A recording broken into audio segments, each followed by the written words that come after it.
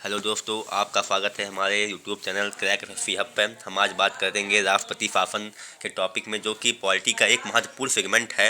यह एफएफसी तथा one day exam में, सभी एग्जामों में महत्वपूर्ण रूप से पूछा जाता है। चलो अब शुरू करते हैं। भारत के संविधान का एक महत्वपूर्ण प्रावधान है जिसे राज्य में संवैधानिक तंत्र की विफलता के मामले में लागू किया जाता है। आइए इसे विस्तार से समझते हैं। मतलब अगर किसी राज्य में उसका संवैधानिक तंत्र विफल हो रहा है, सरकार अपनी सरकार अच्छी से नहीं चला पा रही है, तो वहाँ पे राष्ट्रपति अपना हस्तक्षेप करके राष्ट्रपति शासन लगाता है। ठीक, आगे देखते हैं। राष्ट्रपति के संवैधानिक आधार क्या है, देखें पहले। राष्ट्रपति के संविधान के अनुच्छेद 356 के में यह व्यवस्था की गई है कि यदि राज्य में संविधान के अनुसार सरकार नहीं चल पा रही है, तो राष्ट्रपति उस राज्य में राष्ट्रपति शासन लगा सकते हैं, और इसे आमतौर पर राज्य में संवैधानिक तंत्र की विफलता कहा जाता है। मतलब क्या कह रहा है, इसका जो वर्णन है, इस राष्ट्रपति शासन का जो वर्णन है, वह अनुच्छेद 356 में है। यह इसलिए लगाया जाता है जब राज्य में संवैधानिक तंत्र विफल हो। समझे? ठीक, नेक्स्ट। राष्ट्रपति शासन लागू करने के कारण, इसके किन किन कारणों के लिए राष्ट्रपति शासन राज्य में लगाया जाता है, इन कारणों की चर्चा हम करते हैं विस्तार से। पहला क्या है, संवैधानिक संकट। अर्थात संवैधानिक संकट क्या है, जब कोई किसी राज्य की सरकार, उसकी संवैधानिक तंत्र विफल हो जाए, वह संवैधानिक तरीके से अपना सरकार ना चला पाए, या कोई मान लो गठबंधन की सरकार है, वह टूट जाए, तो वहाँ पे राष्ट्रपति शासन अपना शासन स्थापित करते हैं। पहला देखिए, राज्य सरकार संविधान का पालन करने में असफल हो जाए। दूसरा, सरकार के पास विधानसभा में बहुमत ना रह जाए और नई सरकार ना बन पाए। तीसरा, कानून व्यवस्था की विफलता। मतलब सरकार वहाँ की कानून व्यवस्था ही नहीं चला पा रही है, तब भी राज्यपाल के द्वारा आदेश दिया जाता है, राष्ट्रपति को भेजा जाता है, तो राष्ट्रपति इस पर अपना शासन स्थापित करता है। राज्य में कानून व्यवस्था बिगड़ जाए और सरकार स्थिति को संभालने में असमर्थ हो जाए। नेक्स्ट, राष्ट्रपति शासन लागू करने की प्रक्रिया क्या है, देखे हैं। राज्यपाल को रिपोर्ट। राज्यपाल या रिपोर्ट राष्ट्रपति को भेजते हैं। राज्यपाल या रिपोर्ट राष्ट्रपति को भेजते हैं कि राज्य में संवैधानिक तंत्र असफल हो गया है। अर्थात जब राज्य में उसका संवैधानिक तंत्र विफल हो जाता है, तब राज्यपाल राष्ट्रपति को बताता है कि इस राज्य में राष्ट्रपति शासन लगाइए, क्योंकि यहाँ की जो सरकार है वर्तमान में, वो सरकार नहीं चला पा रही है। समझे? समझे कि नहीं? ठीक, नेक्स्ट देखते हैं फिर।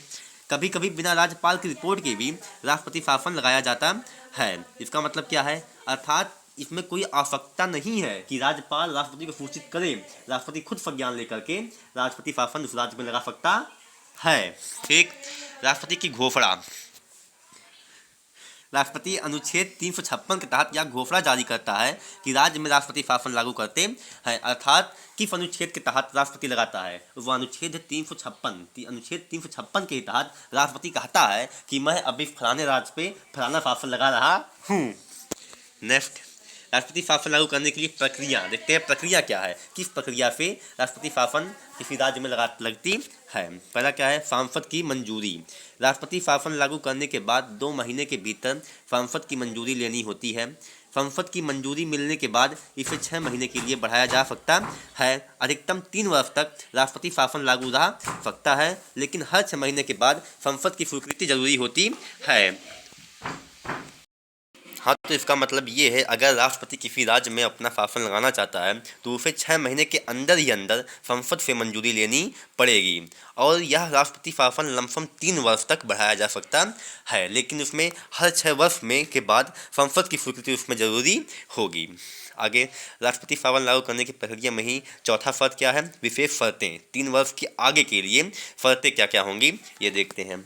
42वें और 44वें संशोधन के अनुसार 3 वर्ष के बाद राष्ट्रपति शासन तभी बढ़ सकता है जब राष्ट्रीय आपातकाल लागू हो, चुनाव आयोग यह प्रमाणित करे कि राज्य में चुनाव कराना संभव नहीं है। मतलब इसका क्या है, इसका मतलब ये है कि संशोधन हुआ था 42वें 44वें संशोधन के अनुसार 3 वर्ष के बाद राष्ट्रपति शासन तभी बढ़ाया जा सकता है जब देश में राष्ट्रीय आपातकाल लगा हो, या चुनाव आयोग यह प्रमाणित कर दे कि हाँ, अभी मैं चुनाव कराने में सक्षम नहीं हूँ, कृपया इस राज्य में 2 साल 6 महीने जितने भी की समय की आवश्यकता हो उतने देर तक राष्ट्रपति शासन लगाया जाए। राष्ट्रपति शासन के प्रभाव क्या होते हैं, देखते हैं प्रभाव में क्या है प्रभाव। पहला प्रभाव है राज्य सरकार का भंग होना। जिस राज्य में राष्ट्रपति शासन लगेगा उस राज्य की राज्य सरकार को भंग कर दिया जाएगा। मुख्यमंत्री और मंत्रिपरिषद के सभी सदस्य पद से हटा दिए जाएंगे। राज्य विधानसभा निलंबित या भंग कर दी जाती है। राज्यपाल की भूमिका, राज्यपाल का प्रशासन राज्यपाल के माध्यम से केंद्र सरकार द्वारा संचालित किया जाता है। राज्यपाल सीधे राष्ट्रपति और केंद्र सरकार को सपोर्ट करते हैं। केंद्र पर नियंत्रण, सीधे उस राज्य पर सीधे केंद्र का नियंत्रण हो जाता है। राज्य के सभी प्रशासनिक और विधायी कार्य केंद्र सरकार के अधीन हो जाते हैं। राज्य की विधायिका का अधिकार संसद को मिल जाता है। वित्तीय नियंत्रण, राज्य का बजट और वित्तीय प्रबंधन केंद्र सरकार के नियंत्रण में आ जाता है। मतलब उस राज्य पे अप्रत्यक्ष रूप से केंद्र का शासन, केंद्र का पूरा शासन हो जाता है। विधायिका जो विधान परिषद बनाती है किसी राज्य की, तो वो क्या बनाता है, संसद बनाने लगती है। बजट केंद्र सरकार द्वारा पेश किया जाता है। नेक्स्ट, राष्ट्रपति शासन की न्यायिक समीक्षा देखते हैं। राष्ट्रपति शासन लागू करने के खिलाफ न्यायालय में चुनौती दी जा सकती है। 1994 में सुप्रीम कोर्ट के FR बम्बई नामक भारत संघ मामले में यह स्पष्ट किया कि राष्ट्रपति शासन की घोषणा न्यायिक समीक्षा के अधीन होगी। अदालत यह जांच सकती है कि राष्ट्रपति शासन लागू के पीछे दिए गए कारण वास्तविक में उचित थे या गलत थे।